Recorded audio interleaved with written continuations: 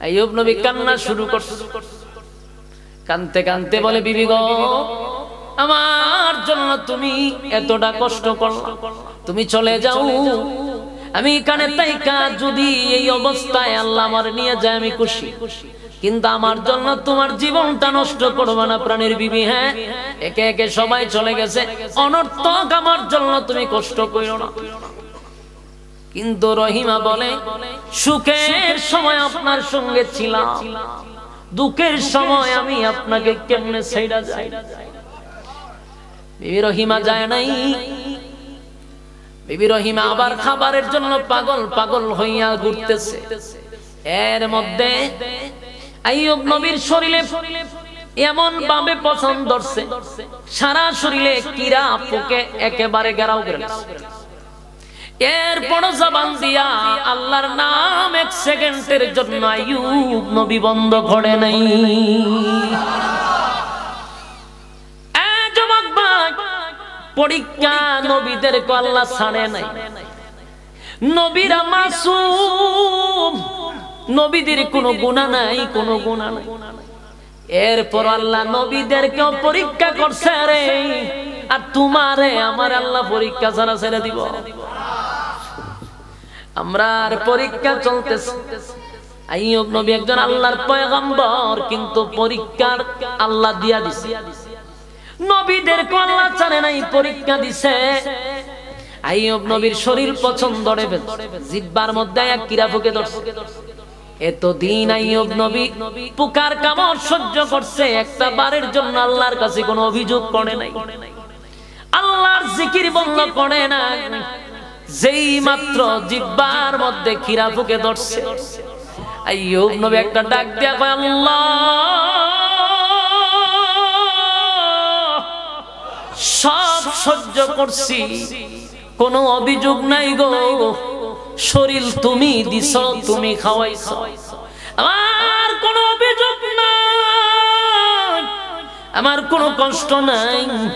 কিন্তু আল্লাহ আজকে আর পারলাম না, যেই জিহ্বাটা দিয়া আমি তোমার নাম উচ্চারণ করি গো মালিক, আমি তোমার নাম যখন জপি আমার শরীরে কিরা পোকের কামড়ের চেয়ে তোমার নামের মজা অনেক বেশি।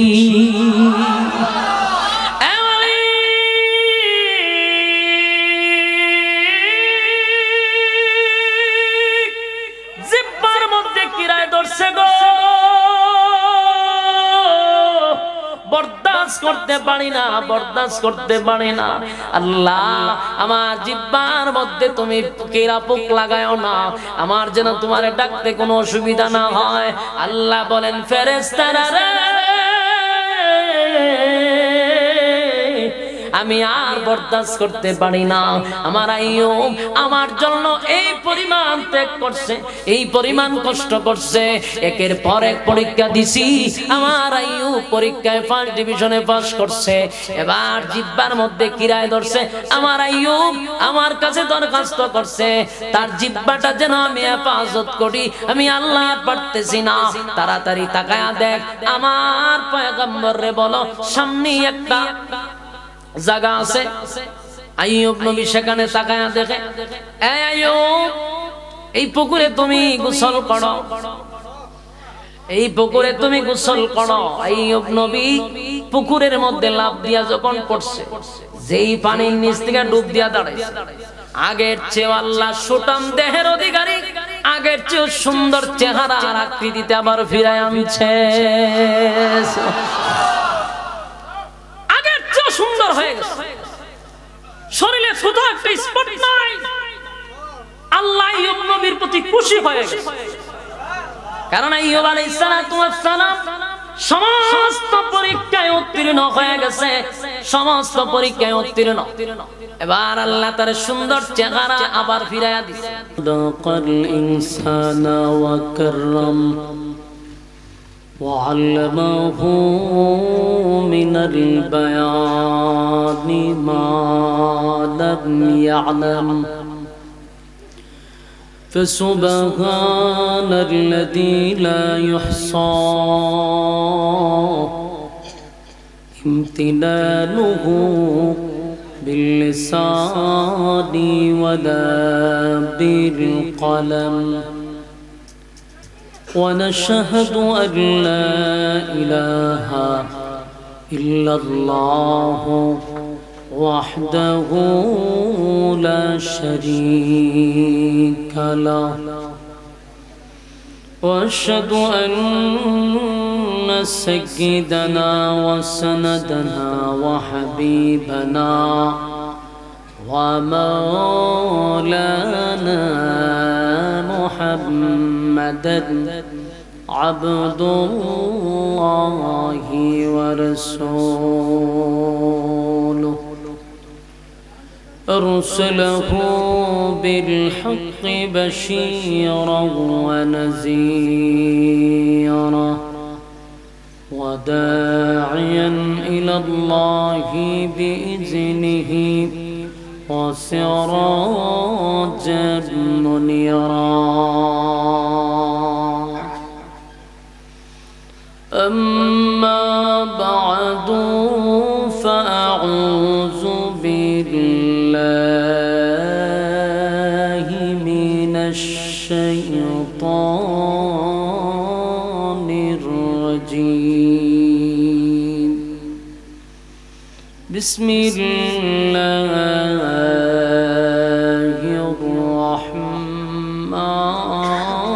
الرحمن الرحيم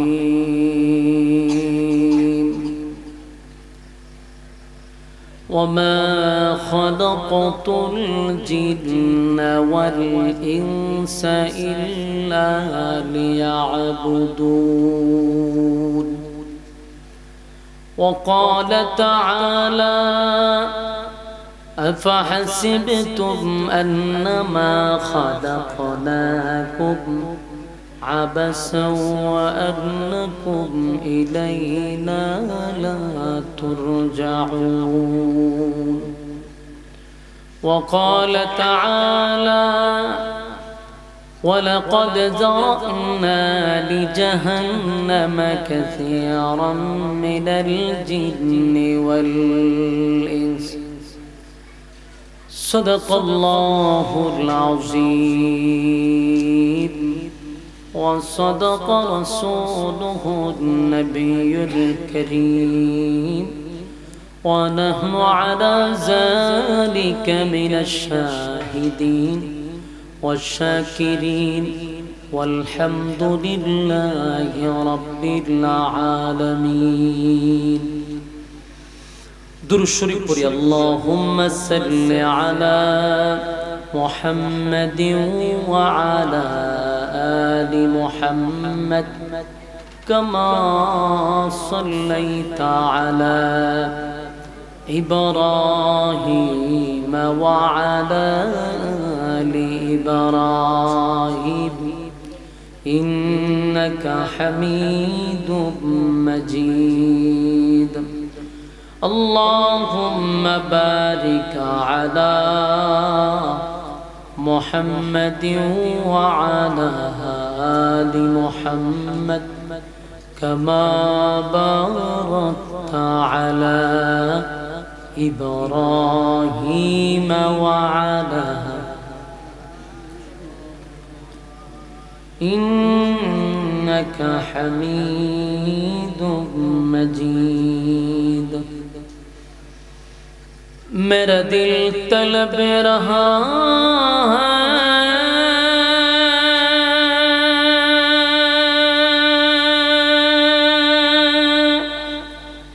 मेरे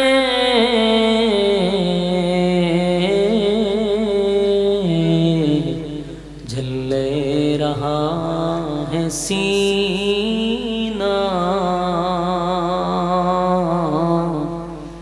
ये दवा ही मिलेंगी मुझे ले चलो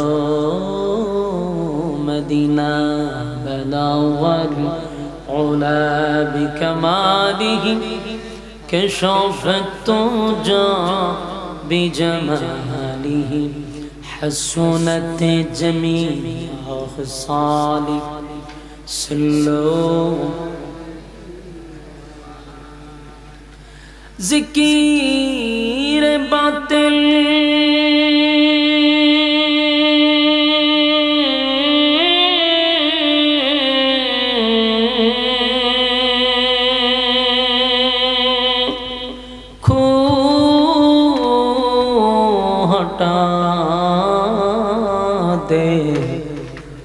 से रबे जिक्र में तेरे लगा दे रोज शाबिला इलाहा इल्लल्लाह ला इलाहा इल्लल्लाह ला इलाहा বলুন খালি কি গরিব বানাই আল্লাহ পরীক্ষা করে না টাকা দিয়েও পরীক্ষা করে আমাদের সমাজের মানুষের একটা হাসপাত কিতা এর আল্লাহ প্রচুর টাকা দিছে অনেক মানুষের তারে কয় আল্লাহ আমারে যে কি মায়া মহব্বতটা করে আল্লাহ দিছে আমারে কিতা দিছে বলে আমারে অটাল সম্পত্তি দিছে এ মানুষের দ্বারা কয় যে আমারে দিছে কিন্তু সে এটা বুঝে না যে তোমার আল্লাহ পরীক্ষা করতেছে সম্পত্তি দিলেই যে আল্লাহ তোমারে মায়া মহব্বত করতেছে বিষয়টা এমন না তাহলে যদি সম্পদ দিয়া যদি আল্লাহ মহব্বত করে তাহলে কারণের থেকে বেশি কি সম্পদ কারো ছিল কিয়ামতের আগে তার মতো সম্পদ আল্লাহ কাউরে দিবে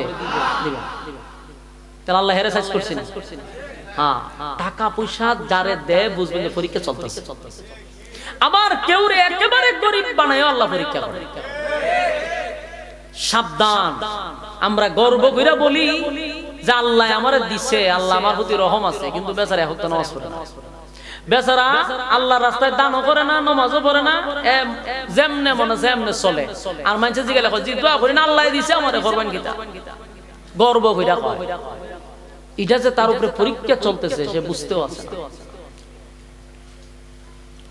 সম্মানিত শুধু গরিব বানায় যেমন পরীক্ষা হয় ধনী বানায় আল্লাহ পরীক্ষা করে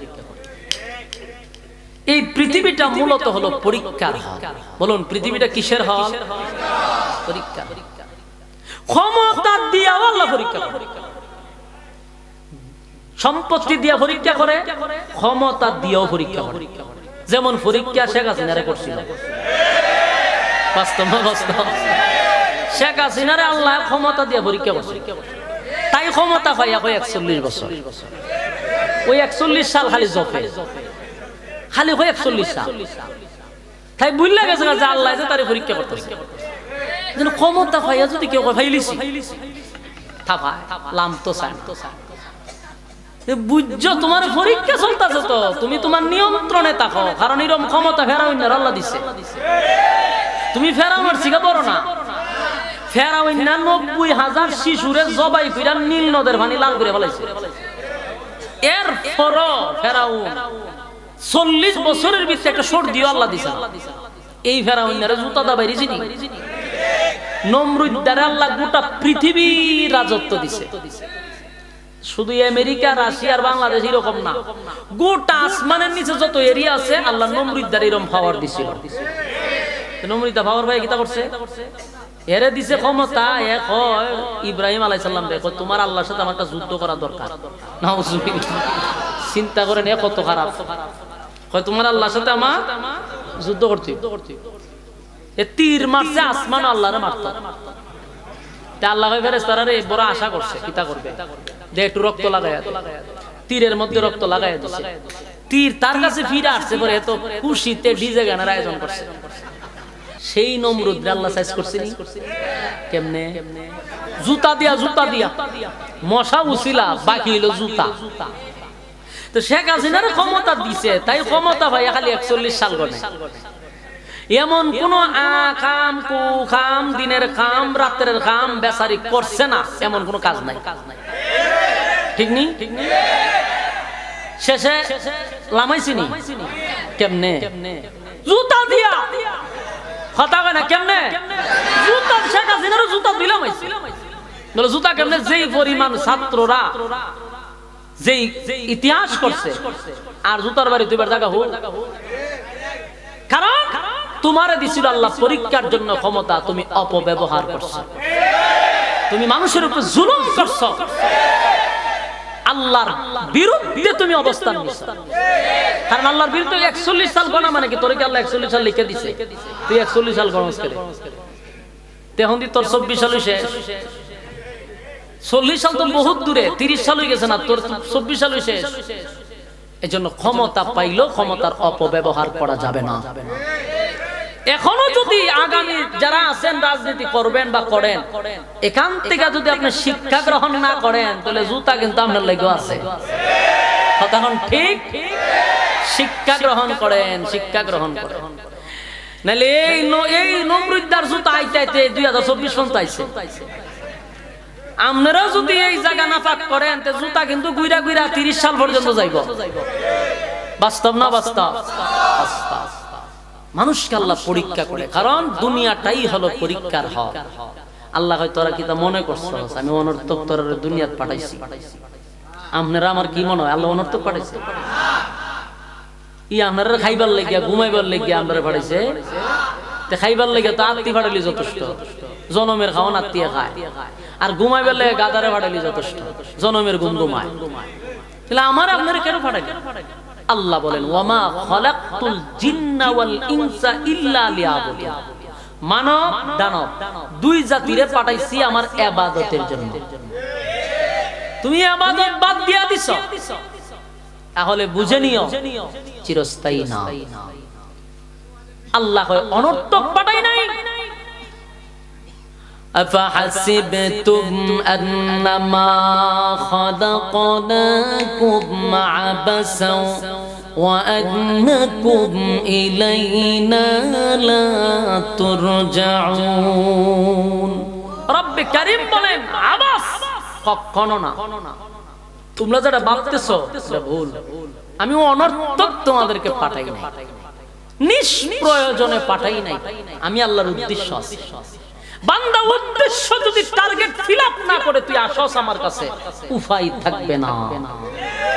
যেদিন আমি রেজাল্ট আউট করব সেদিন বুঝবি দুনিয়ার পরীক্ষার হলে তুই অপকর্ম কি করছস। একেবারে পাই টু পাই হিসাব তোর হাতে আমি আল্লাহ ধরায় দিব। অনর্থক পাঠাইছি। আল্লাহ কয় দেখ তুই তাকাইয়া আসমান তোর মাথার উপরে 7টা লাগছে। কয়টা আসমান? জমিন 7টা।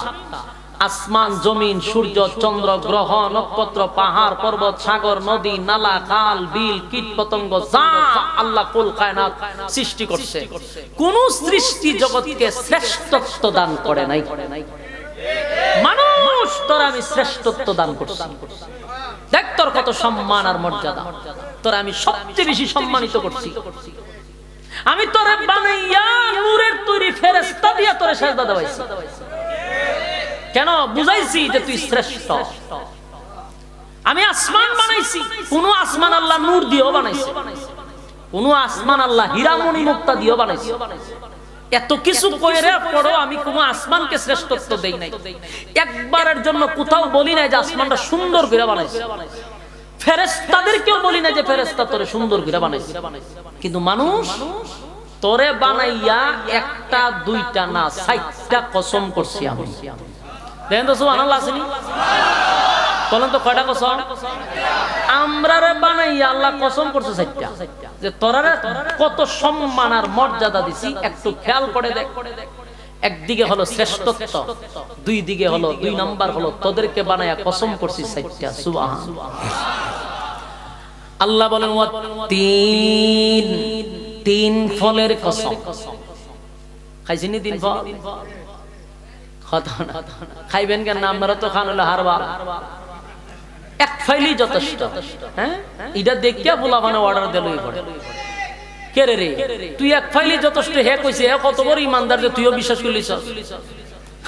খাইয়া মুডা হয়, 2 দিন পরে কিডনি মিডনি সব ড্যামেজ হইয়া সাবাও বাবাঙ্গে তুই করে দেয়। তোরে কেন হইছে এক ফাইলই যথেষ্ট? আল্লাহ কোরআনে ওষুধ দিছে, এটা খায় না। 3 ফল 1000 অথবা 1500 টাকা কেজি, এটা কিনা খা, এক ফাইলই যথেষ্ট খায় না। কারণ হে যে ইমানদার না এটা নিশ্চিত, এর কথা বিশ্বাস করবেন কেন? আর আল্লাহ কোরআনে বলেন 3 ফল, একটা ফল আছে এটা খাইলে পড়ে ক্যান্সারের মতো রোগ থেকে আল্লাহ হেফাজত করে। মরার আগেও বৃদ্ধ হইতেন না।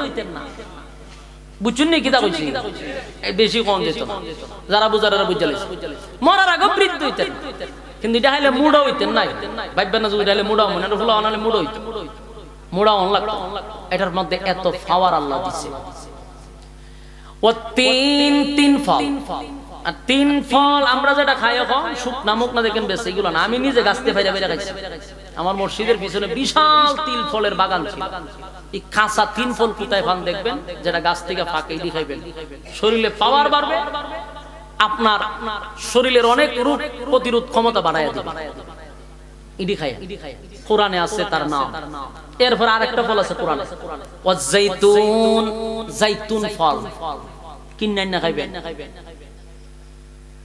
ও তিন ফলের কসম এই ফলের কসম করছে আল্লাহ ও যাইতুন ফলেরও কসম করছে যাইতুনের তেল পাওয়া যায় তেল খাইবেন অথবা তেল শরীরে মাখবেন তাহলে কোনোদিন স্কিন ক্যান্সার হবে না দেন তো সুবহানাল্লাহ ও যাইতুন ফলের কসম এরপর আল্লাহ বলেন ওয়া হাযাল বালাদিল আমিন ও তিন ফলের কসম ও যাইতুন ওয়া তুর সিনিনা সিনাই পর্বতের কসম ওয়া হাযাল বালাদিল আমিন পবিত্র মক্কা নগরীর কসম কসম হইল কয়টা চার কসম রব্বে কারীম করলো এরপরে রব্বে কারীম বলেন চারটা কসম করে বলেন লাকাদ খালাকনাল ইনসানা ফি আহসানি তাকওয়িম রব্বে কারীম বলেন একটা দুইটা নয় চারটা কসম আমি আল্লাহ করছি তিনের কসম করলাম যাইতুনের কসম করলাম সিনাই পর্বতের কসম করলাম এমনকি মক্কা নগরীর কসম করলাম চারটা কসম করে রব্বে কারীম বলেন বান্দারে লাকাদ খালাকনাল ইনসানা ফি আহসানি তাকওয়িম তোর থেকে সুন্দর করে আমি আল্লাহর কোনো মাখলুক বানাই নাই সুবহানাল্লাহ একদিকে শ্রেষ্ঠত্ব দান করছে সৃষ্টির শ্রেষ্ঠ আল্লাহ বানাইছে দুই নম্বরে চারটা কসম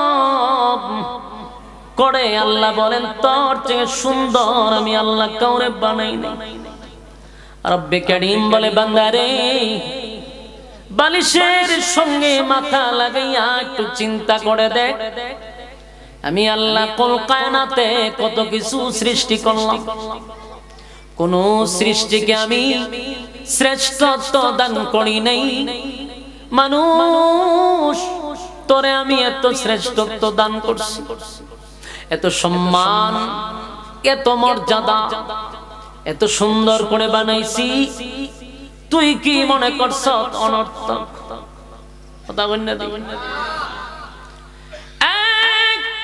আসমান আল্লাহ বানাইছে জমিন সৃষ্টি করছে কোন কায়নাত বানাইছে অনলি মাত্র 6 দিনে সব ডেকোরেশন সহ কমপ্লিট করছে কয় দিনে আর মানুষটা মাত্র 3.5 হাত এই 3.5 হাত মানুষটার আল্লাহ এত তাড়াহুড়া কইরা বানায় নাই আল্লাহ বলেন মানুষটারে আমি 10 মাস 10 দিন লাগাইয়া বানাইছি তাড়াহুড়া করছি এরপর আল্লাহ বলে আসমান বানাইতে আমার কুদরতি হাত কোথাও লাগাই নাই জমিনে লাগাই নাই সৃষ্টি জগৎ লাগাই নাই মানুষে তোরে বানাইতে গিয়া তোর শরীরে আমি আল্লাহর কুদরতি হাত লাগাইছি এত সম্মান এত মর্যাদা আমি তোরে দিলাম তুই কি মনে করস অনর্থক আফাহাসিবতুম আন্নামা খালাকনাকুম আবাসাও ওয়া আন্নাকুম ইলাইনা লা তুরজাউন অনর্থক বানাই নাই অকারণে বানাই নাই বান্দা নিষ্প্রয়োজনে বানাইছি ওয়ামা খালাকতুল জিন্না ওয়াল ইনসা ইল্লা লিয়াবুদুন, আমি তো বানাইছি আমার ইবাদত করার জন্য। কিন্তু বল, ইবাদত করার জন্য বানাইয়া তোরে আমি একটা ফুজি দিছি, কারণ এই পৃথিবীতে থাকার জন্য আমি তোর একটা ফুজি দিছি। ফুজিটার নাম হলো হায়াত। বল ফুজির নাম কি? অল্প ফুজি দিয়া দুনিয়ার জমিনে তোরে পাঠাইলাম। ফুজি কিন্তু সীমিত। বলুন ফুজি কি? আমাদের ফুজি কিন্তু সীমিত দিয়ে আল্লাহ দুনিয়ার জমিনে পাঠাইছে। বান্দারে ফুজি সীমিত, কিন্তু নেকি অসীম দরকার, মুনাফা অসীম দরকার। ফুজি তো সীমিত, অল্প পুঁজি দিয়া দুনিয়ায় পাঠাইছে। তুই দুনিয়ার রঙ্গ তামাশায় পড়িয়া আমি আল্লাহর অবদান ভুলে গেলি। আমি যে তোরে সুন্দর করে বানাইছি,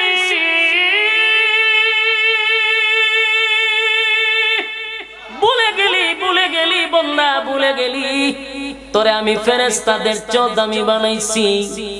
বান্দারে সৃষ্টি জগতের শ্রেষ্ঠত্ব দান করছি। আমি তোর শরীরে কুদরতি হাতটা লাগাইছি। এত সম্মান আর মর্যাদা দিয়া তোরে বানাইয়া চারটা কসম করছি। বানাইছিলাম ইবাদতের জন্য, ইবাদত করার জন্য ফুজি দিলাম। কিন্তু দুনিয়ার সব সেক্টরে তোর সময় আছে রে, সময় নাই শুধু আমি আল্লাহর বেলা। বাস্তব না বাস্তব? যদি আপনি কাউরে বলেন আসেন না ভাই একটু নামাজে যাই, নামাজের টাইম তো হয়ে গেছে, উত্তর দেয় হুজুর আমার সময় নাই। লোকটা প্রশ্নের উত্তর দেয় সময় নাই, সময় নাই। অথচ এই লোকটার দিকে তাকায়া দেখবেন ব্যবসার জন্য সময় আছে, চাকরির জন্য সময় আছে, বন্ধু বান্ধবের আড্ডায় সময় আছে, বাচ্চাদের সময় আছে, স্ত্রীদের জন্য সময় আছে, খেলাধুলা বিপিএল আইপিএল এর সময় আছে, খেলাধুলার জন্য সময় আছে, আইপিএল এর সময় আছে, জি বাংলা স্টার জলসায় সময় আছে। সময় নাই শুধু আল্লাহর বেলা। তখন আল্লাহ বলে বান্দারে তুই যে বলো সময় নাই, সময়ের মালিক কিন্তু আমি আল্লাহ। বলুন সময়ের মালিক আমি দিলাম সময়, আমি তোরে সময় দিছি, তুই আমার এই সময় দেস না। রাইতে দিনে দিল কয় ঘন্টা? 24টা ঘন্টার ভিতরে আল্লাহরে একটা ঘন্টাও বেচারা সময় দিতে রাজি নাই। আল্লাহ কয় তোরে এত কোয়ালিটি সম্পূর্ণ করে দুনিয়ায় পাঠাইলাম, আমারে সময় দিলি না, তুই কি মনে করছস আমি তোরে ছাইরা দিব? কথা কই না? দিই আল্লাহ কয় তুই মনে করছ তোরে ছাইরা দিব না? ছাড় দেই কিন্তু ছাইরা দেই না। ছাড় দে, ছাইরা দে। যুবক ভাইরা, যতক্ষণ আপনি দুনিয়ার জমিনে আপনার নিঃশ্বাস আছে বুঝে নিবেন আপনি পরীক্ষার হলের ভিতরে আছেন, পরীক্ষা চলতেছে, পরীক্ষার হলের সময় শেষ, একটা সেকেন্ডের জন্য থাকতে পারবেন না। কার কোন সময় মালাকুল মউত আজরাইল চলে আসবে সামনে কেউ কি বলতে পারে? আগামী বছর এই মাহফিলে ওয়াজ শুনবেন এমন কোন নিশ্চয়তা আছে? পৃথিবী বড় স্বার্থপর। যেই লোকটা দুনিয়ার জন্য ব্যস্ততা দেখাইয়া মালিকরে ভুলে গেছে, কার জন্য বলছে? দুনিয়ার জন্য বলছে, নিজের স্ত্রীর জন্য বলছে, সন্তানের জন্য বলছে, বন্ধু বান্ধবের জন্য বলছে। আল্লাহর কসম করে আমি বললাম, আজকে মারা যান, 3 দিনের বেশি আপনার জন্য কেউ কাঁদবে না, সর্বোচ্চ 3 দিন চাইলেও চোখ দিয়া পানি আসবে না। আর আপনি মনে করছেন আপনি চলে গেলে দুনিয়া চলবে না, অনেক ব্যস্ত জামি গেলে চলবে না সব, এটা আপনার ভুল ধারণা। পৃথিবী কারো জন্য থেমে থাকে না, আপনি একটা গুরুত্বপূর্ণ লোক আপনার ফ্যামিলির জন্য, আপনি মারা গেছেন, কিছুই হবে না, সব আগের গতিতেই চলতে থাকবে, শুধু আপনি নাই। এই জন্য যুবক ভাইরা রে, কার জন্য কারে ভুলে গেলাম,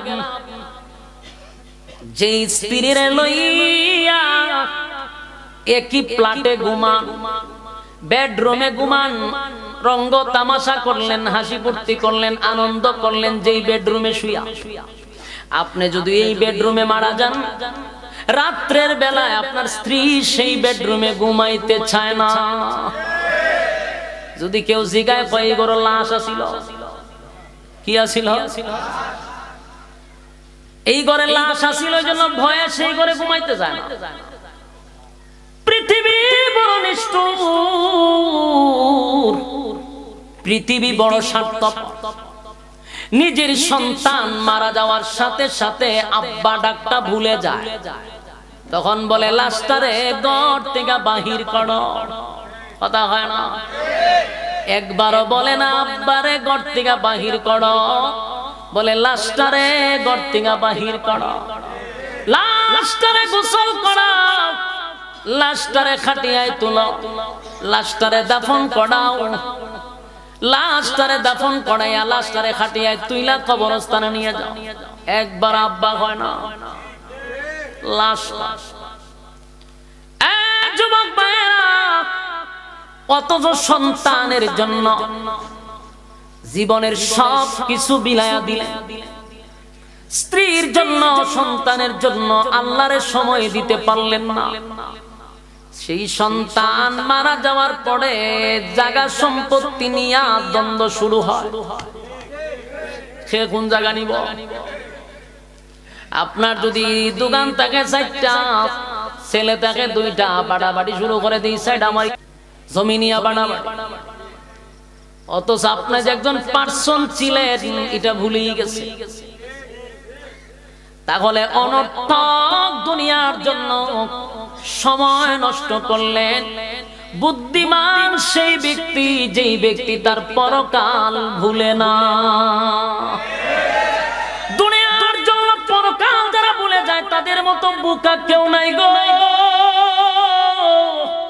দুনিয়াতে যত বড় ডিগ্রি অর্জন করো, তার মতো বোকা কেউ নাই। কারণ ক্ষণস্থায়ী দুনিয়ার জন্য চিরস্থায়ী পরকাল হারাইছে।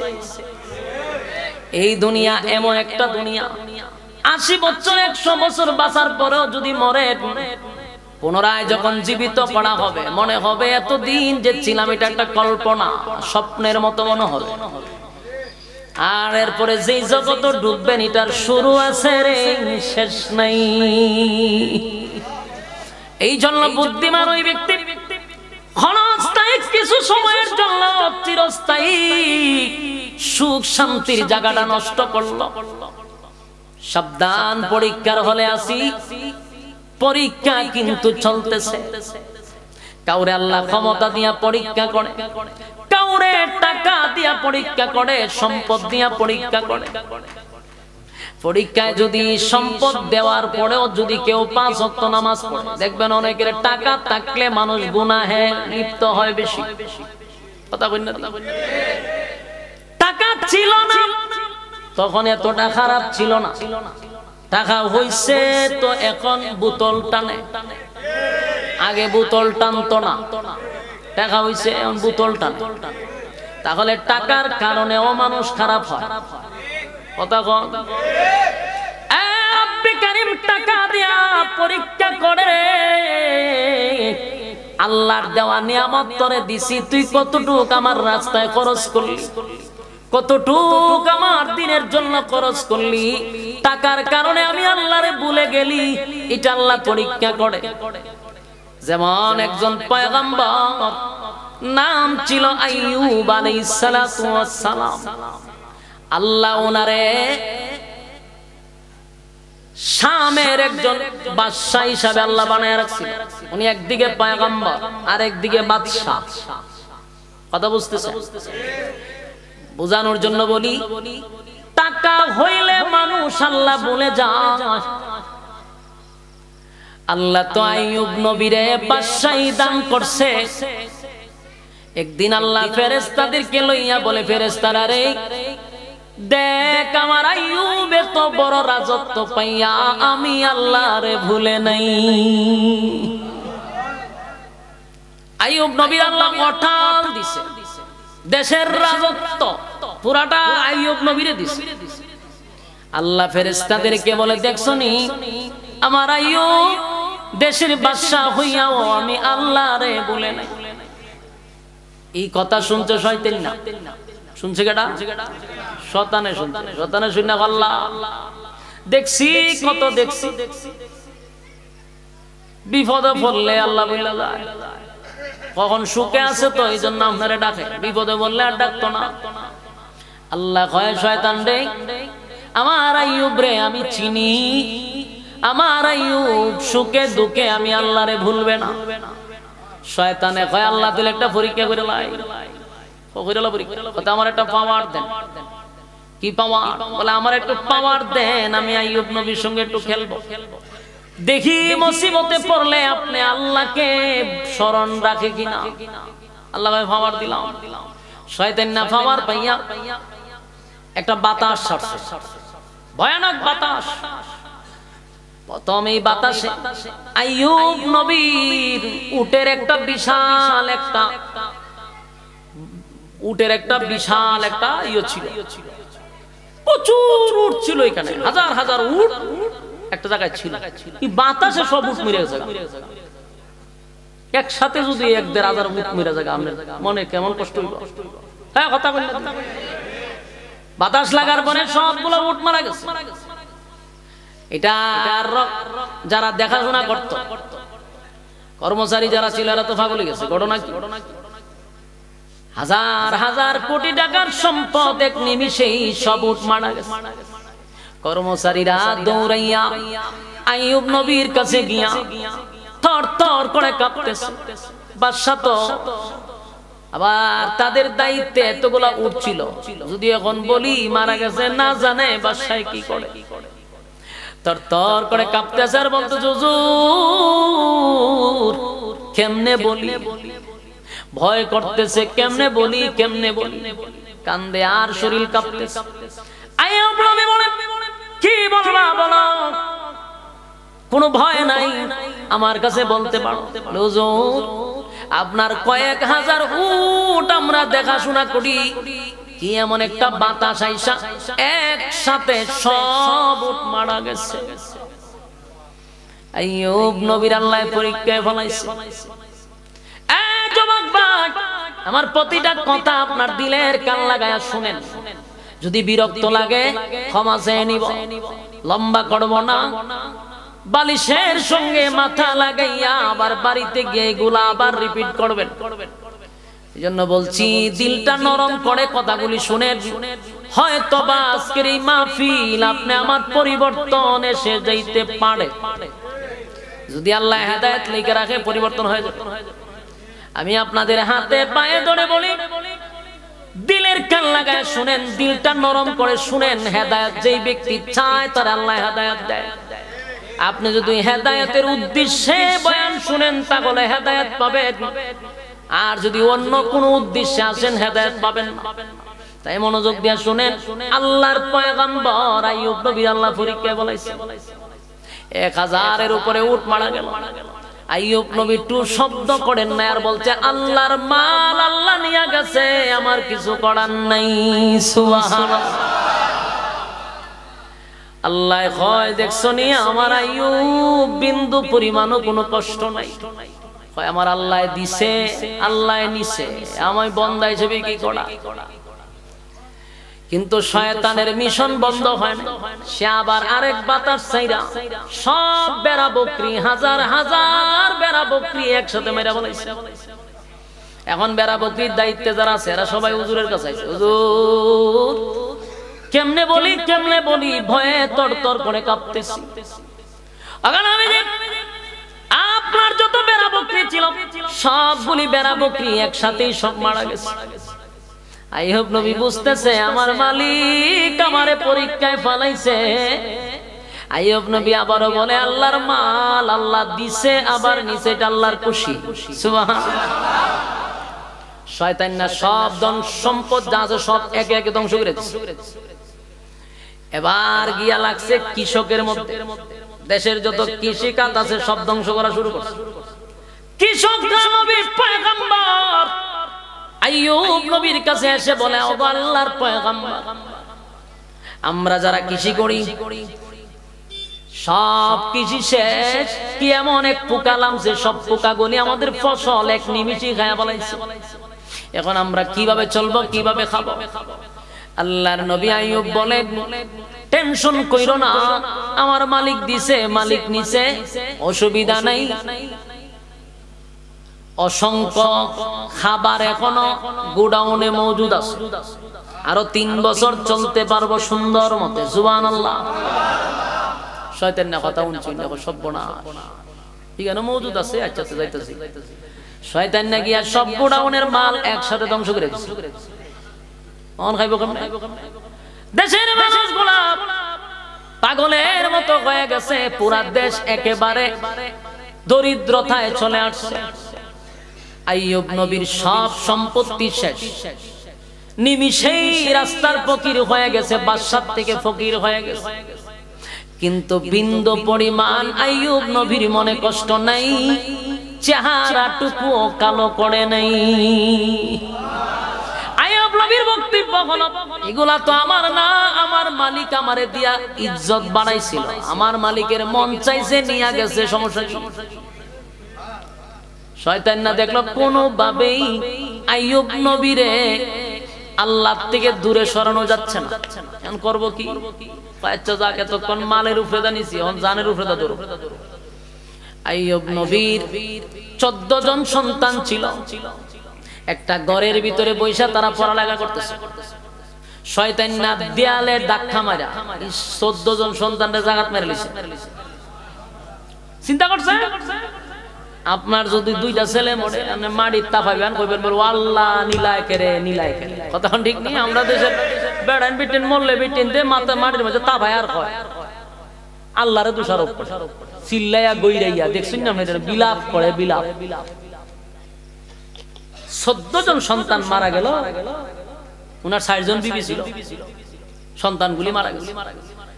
একজন আয়া কানলে আর বলেন পয়গম্বর আইয়ুব আপনার ছেলেগুলো একসাথে মারা গেছে, একসাথে মারা গেছে, সন্তান মারা গেছে, বাবা কি বরদাস্ত করতে পারে?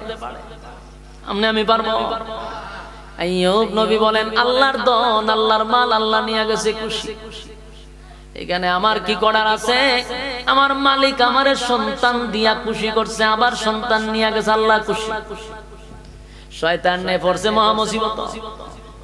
হয় মাল নিলাম, জান নিলাম, কোনোভাবেই তো আল্লাহর কাছ থেকে আইয়ুব নবীরে দূরে সরাইতে পারে না। এবার শয়তানের মিশন হলো তার শরীরে এখন আমি আক্রমণ করব। আইয়ুব নবীর শরীরে বাতাস ছেড়ে দিল, আইয়ুব নবীর শরীরে এক ধরনের একটা গোটা বাহির হইল, সারা শরীর ফুলে গেছে, ছোট ছোট গোটা বাহির হইছে। কিছুদিন পরে এই গোটার ভিতরে পাকা শুরু হইছে, ফুস বেরিতেছে, ফুস থেকে এক ধরনের দুর্গন্ধ বাহির হইতেছে। ব্যথায় কষ্টে উনি অস্থির, কিন্তু একবারও আহ বলে না, আল্লাহ দিছে।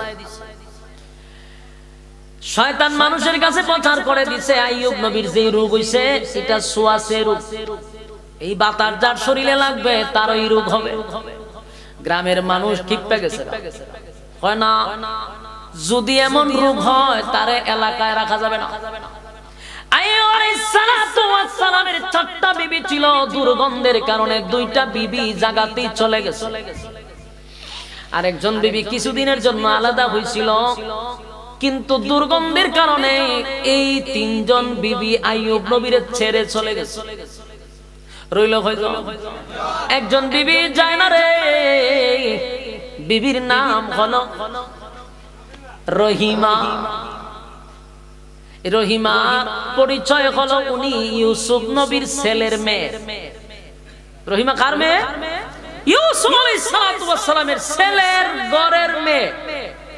ইউসুফ নবী জুলাইখারে বিয়ে করছেন না পড়ে, ইতিহাস তো আপনারা জানেন। ওই জুলাইখার ঘরে যে সন্তানগুলো হইছে, 2টা ছেলে হইছিল, ওই ছেলের ঘরের মেয়ে হইল রহিমা। তাহলে বংশের দিক দিয়ে চিন্তা করছে।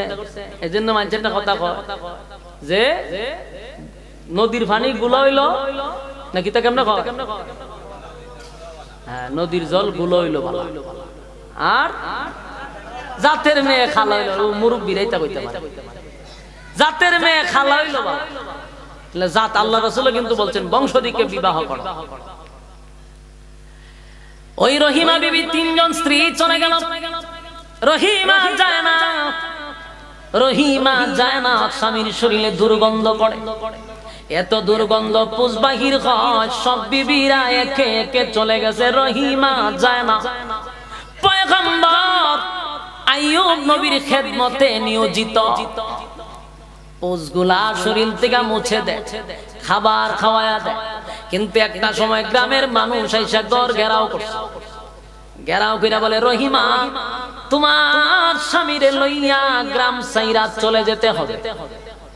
যদি আগামী কালকে তোমাদেরকে আমরা গ্রামের ভিতরে দেখি, এ রহিমা তোমার ইজ্জত নষ্ট করব। জোরে কর নাউজুবিল্লাহ। আইয়ুব আলাইহিস সালাতু ওয়াস সালাম বিছনা থেকে উঠতে পারে না, অসুস্থ। কিন্তু একবারের জন্য আল্লাহর জিকির আইয়ুব নবীর মুখ থেকে সরে নাই। আমার মালিক রে একটা মুহূর্তের জন্য আইয়ুব নবী ভুলে নাই।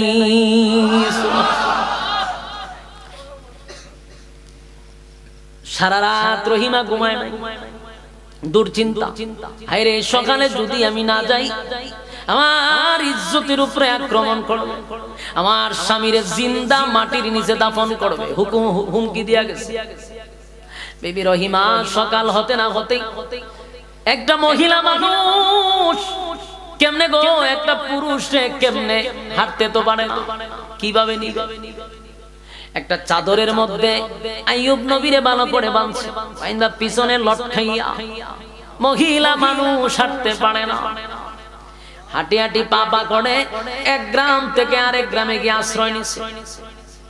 কিন্তু শয়তান ওই গ্রামের প্রতিটা মানুষের কানে কানে পৌঁছায়া দিছে, এই গ্রামে এমন একজন লোক আছে রে, তার এমন রোগ হইছে, যদি তোমরা গ্রামে থাকতে দাও তাহলে তোমাদের এই ভাইরাস শরীরে ছড়াইব।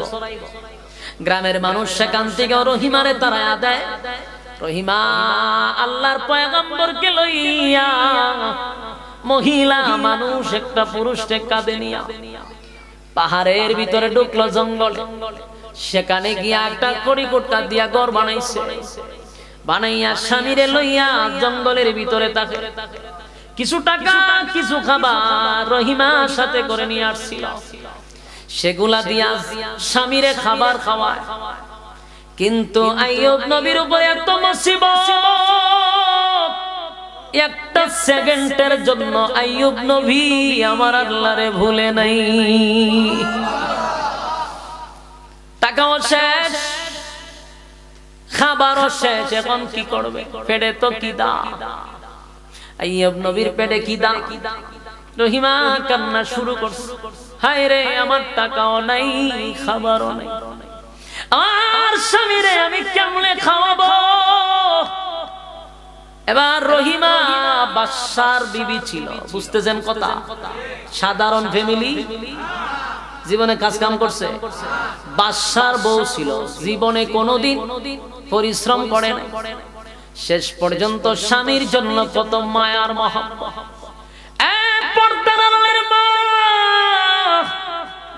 যাদের কান পর্যন্ত আওয়াজটা যায় গো, দিলের কান লাগায় শুনেন, আমাদের দেশের বিবিদের খাসলত হইল যতক্ষণ স্বামীর টাকা আছে ততক্ষণ ভালোবাসা আছে। টাকা না থাকলে ভালোবাসা জানালা দিয়া পলায়ন করে। বাস্তব না বাস্তব? আমি যে প্রথমেই বলছি দুনিয়া স্বার্থপর।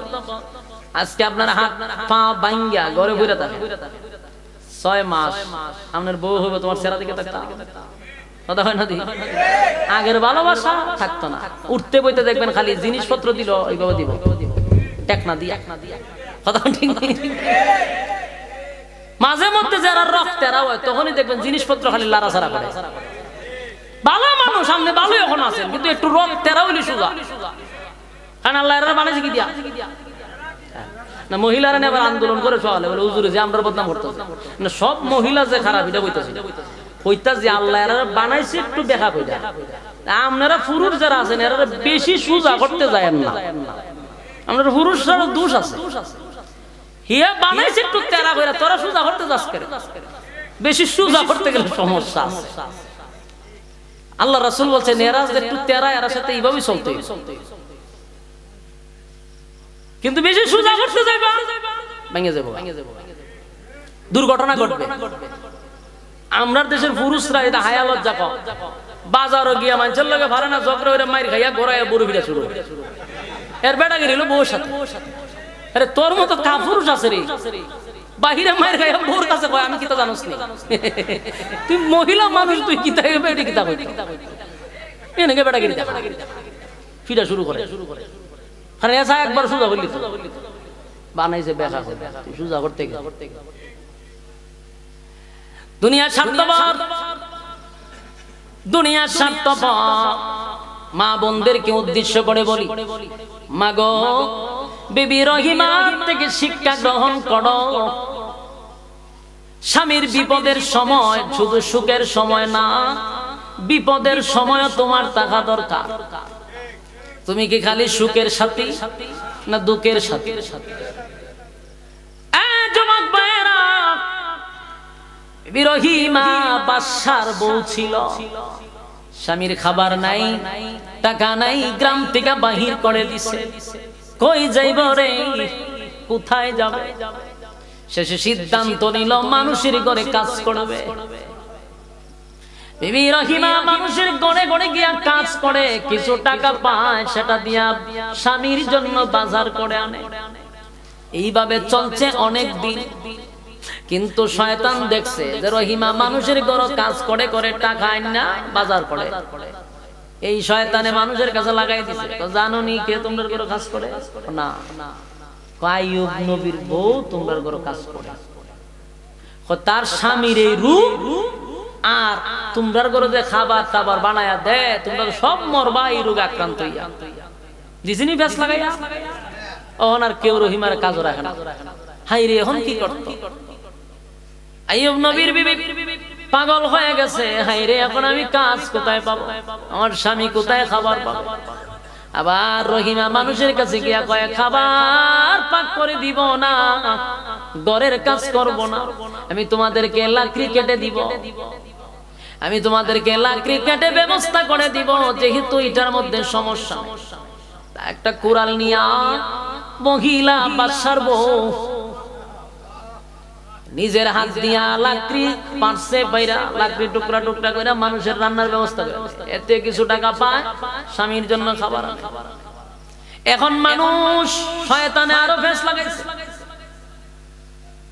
এই মায়া যদি, এই মহিলা যদি গ্রামগঞ্জে হাঁটাহাঁটি করে, তার শরীরের বাতাস লাগলে মানুষ রোগে আক্রান্ত হবে। কেউ আর জায়গা দেয় না, লাকড়িও কাটতে দেয়। আইয়ুব নবীর পেটে প্রচন্ড খিদা, কোথায় যাবে গো, কার কাছে যাবে? কেউ কাছে যাইতে দেয় না, কাছে বিড়তে দেয় না, কাজ করতে দেয় না। ওইদিকে আইয়ুব নবীর পেটের খিদা, খাবার নাই। স্ত্রী পাগলের মতো ঘুরতেছে কিছু খাবারের জন্য, কোথাও খাবার পায় না। শেষে চিন্তায় পড়ে গেল, আমি এখন খাবার ব্যবস্থা কেমন? তখনকার যুগে চুল বিক্রি হতো, চুল রহিমা বাধ্য হইয়া মাথার চুল অর্ধেক কাইটা বিক্রি করে দিছে। কি হৃদয় হৃদয় ঘটনা! বাবা যা একজন বাদশার বউ, সোনার চামচ দিয়ে বড় হইছে, স্বামীর জন্য কত মহব্বত আর ভালোবাসা। দুর্গন্ধে যেখানে মানুষ টিকতে পারে না সেখানে রহিমা খেদমত করেই যাচ্ছে।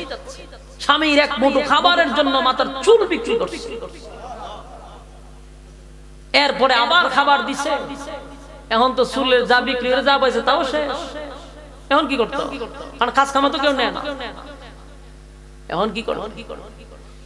বাকি চুল বিক্রি করবো কেমন? এর আগে শয়তানরা কেমন গিরিঙ্গি বাস চিন্তা করেন। হ্যাঁ, আইয়ুব নবীর কাছে আইয়া কয়, মানুষের সুরত ধরে কয়ও, তোমারে যে তোমার বউয়ে খাওয়ায়, তুমি কি একবার চিন্তা করছো কইতে খাওয়া নাই না? দেখ খালি দেখাইতা যাবো না, তোমার বউ তোমারে খাবার খাওয়ায়, চুরি ঘুরে না মানুষের করতে খাবার খাওয়ায়। নাউজুবিল্লাহ। এজন্য কত ফেস লাগাইছে, চুরি ঘুরে না তোমারে খাওয়াইছে। আমি বিশ্বাস করি না। বিশ্বাস না করলে তোমার রহিমারে কইবা মাথার কাপড়টা খুললা দেখাইতো, ওই চুরি করতে গিয়ে মানুষের চুল কাইটা রেখে দিছে। নাউজুবিল্লাহ। চিন্তা করেন। আইয়ুব আলাইহিস সালাতু ওয়াস সালাম রহিমা যখন খাবার নিয়ে আসলো তখন আইয়ুব নবী বলে, আমি তোমার হাতের খাবার খাবো না। আগে বলো কোথা থেকে তুমি খাবার আনছো, কেমনে খাবার আনছো? রহিমা চিন্তায় পড়ে গেছে, আমি চুল বিক্রি করছি, কথা তো স্বামীরে বলা যাবে না। মাথা ঘুরে রাখছে। আইয়ুব আলাইহিস সালাতু ওয়াস সালাম এমন ভাবে রাগান্বিত হইল, আমারে তুমি খাবার দিছো, এই খাবার আমার মুখ দিয়া ঢোকাবো না। বলো কেমনে খাবার আনছো? তুমি কি চুরি করে খাবার আনছো? বিবি রহিমা চোখের পানি গুলো ছেড়ে দিয়া কান্দে আর বলে, প্রাণের স্বামী, হ্যাঁ আমি আপনাকে চুরি করে খাওয়াবো না, আমি চুরি করি নাই। তাহলে তুমি চুল, তোমার মাথার হিজাব গুলো। রহিমা বুঝলে যে ঘটনা কি রে, চুল খাইতে লাইছে। আল্লাহর পয়গম্বর মাথার চুল সরায়া দেয়, চুল নাই, খাইতে লাইছে। মাথা এক সাইড খামাইয়া বিক্রি করে দিছি চুল স্বামীর খাবারের জন্য। এখন যেই মাত্র দেখছে আইয়ুব নবীর তো ওই কথা ঠিকইতে আছে, তো মাথা চুল খামাইলিস।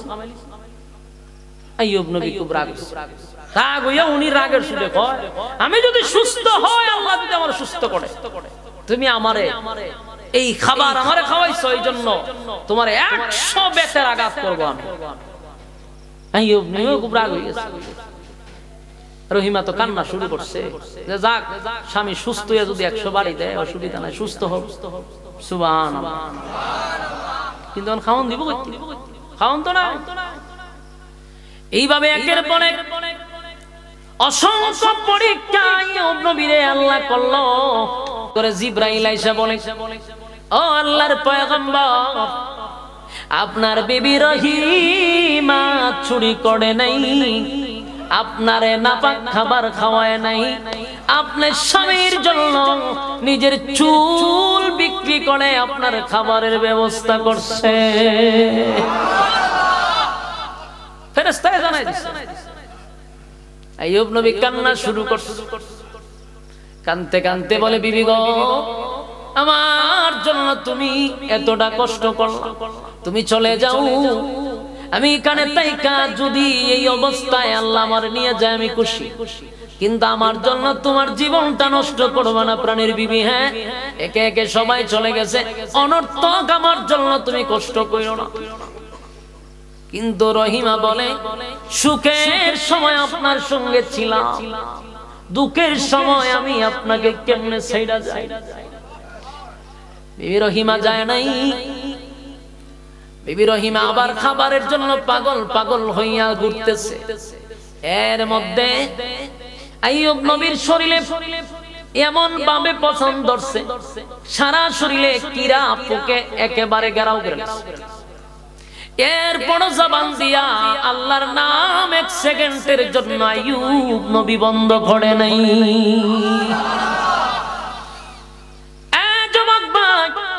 পরীক্ষা নবীদেরকে আল্লাহ ছাড়ে নাই। নবীরা মাসুম, নবীদের কোনো গুনাহ নাই, কোনো গুনাহ নাই। এরপর আল্লাহ নবীদেরকেও পরীক্ষা করছে রে, আর তোমারে আমার আল্লাহ পরীক্ষা ছাড়া ছেড়ে দিব? আমরা আর পরীক্ষা চলতেছে। আইয়ুব নবী একজন আল্লাহর পয়গম্বর, কিন্তু পরীক্ষার আল্লাহ দিয়া দিছে। নবীদেরকে আল্লাহ ছাড়ে নাই, পরীক্ষা দিছে। আইয়ুব নবীর শরীর পছন্দ ধরে জিহ্বার মধ্যে এক কিরা ফুকে ধরছে। এতদিন আইয়ুব নবী পোকার কামড় সহ্য করছে, একটা বারের জন্য আল্লাহর কাছে কোনো অভিযোগ করে নাই, আল্লাহর জিকির বন্ধ করে না। যেই মাত্র জিহ্বার মধ্যে কিরা ফুকে ধরছে, আইয়ুব নবী একটা ডাক দিয়া কয়, আল্লাহ সব সহ্য করছি, কোনো অভিযোগ নাই গো, শরীর তুমি দিছো, তুমি খাওয়াইছো, আমার কোনো অভিযোগ নাই, আমার কোনো কষ্ট নাই। কিন্তু আল্লাহ আজকে আর পারলাম না, যে জিহ্বাটা দিয়া আমি তোমার নাম উচ্চারণ করি গো মালিক, আমি তোমার নাম যখন জপি, আমার শরীরে কিরা পোকের কামড়ের চেয়ে তোমার নামের মজা অনেক বেশি।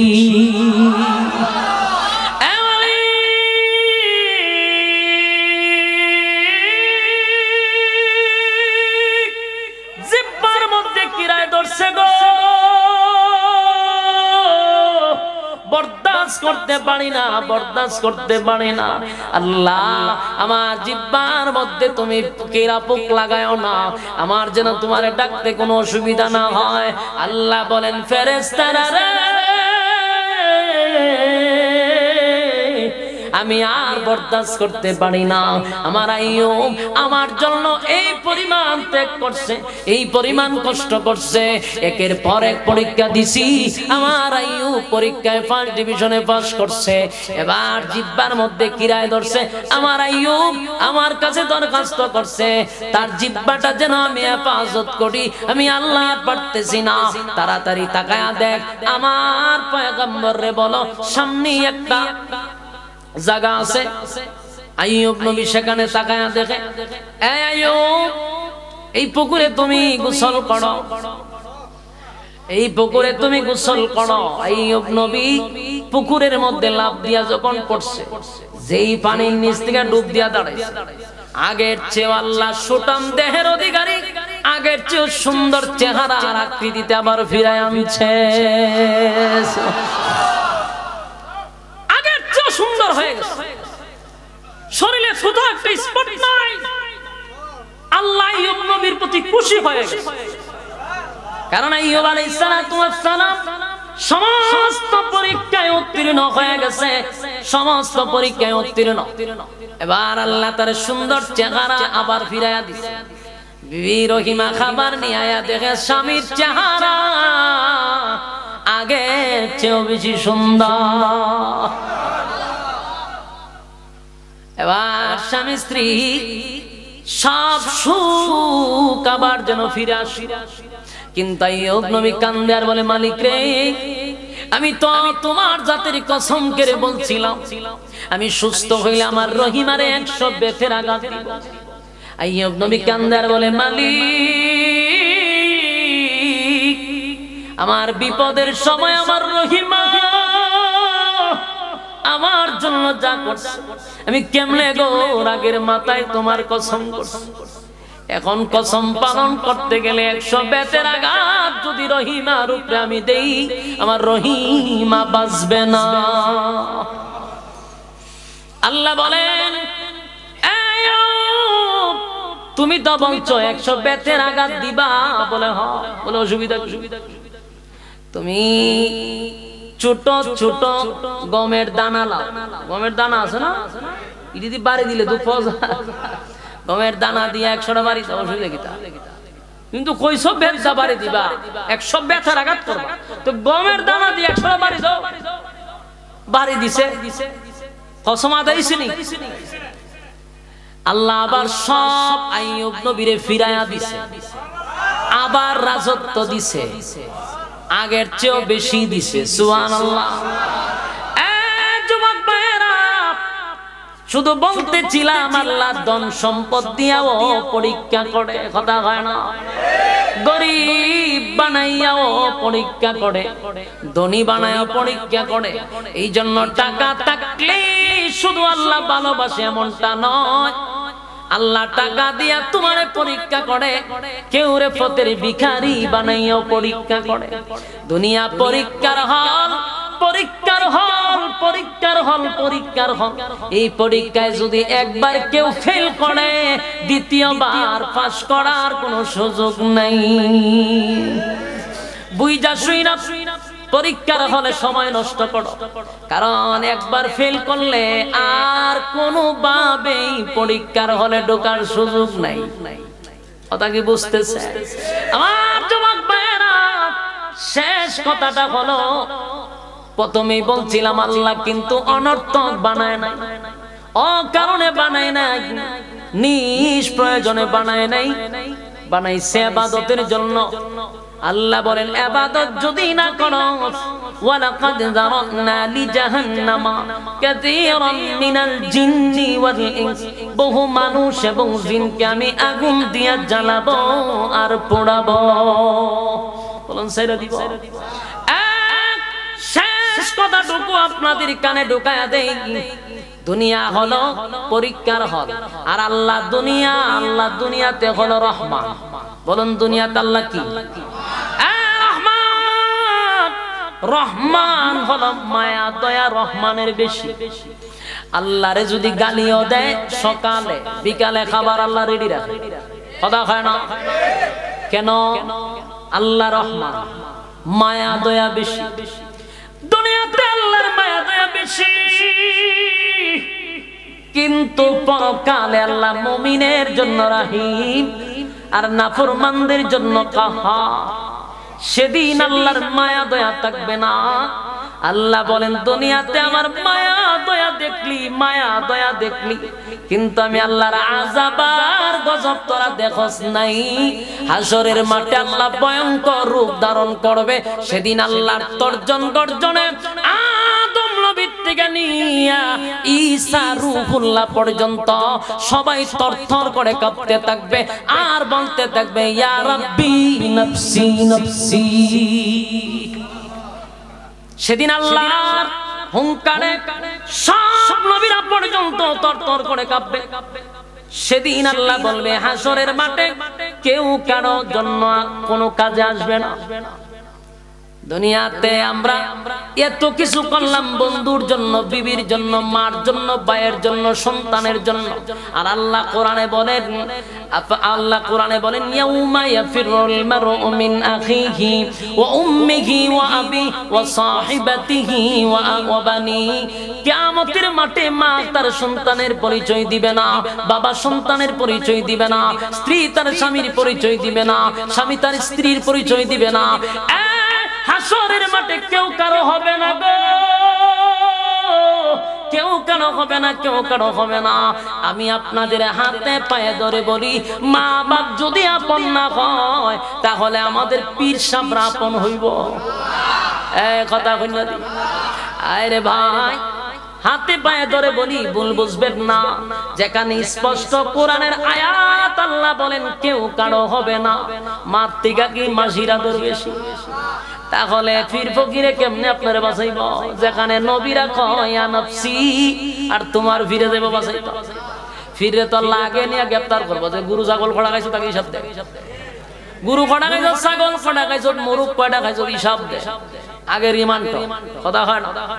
এই জন্য একটা কথা স্মরণ রাখবেন, একমাত্র নেকামল আর আল্লাহর নবীর সুপারিশ হাসরের মাঠে গ্রহণযোগ্য, কথা হয় না। সুপারিশের অর্ডার কেউ পাবে না। যারা বলবে তোরে সুপারিশ করব, বুঝবেন পিছনে গুরু অথবা ছাগল উদ্দেশ্য। সাবধানী, ধোঁকাবাজির থেকে আল্লাহ আপনি এবং আমার হেফাজত করুক, আমিন। আর জোরে কোন আমরা কোথায় আছি? পরীক্ষার হলে। জোরে কোন কোথায়? পরীক্ষার হলে। পরীক্ষায় পাস করব তো ইনশাআল্লাহ। হাত তুললা তো বলেন লিল্লাহ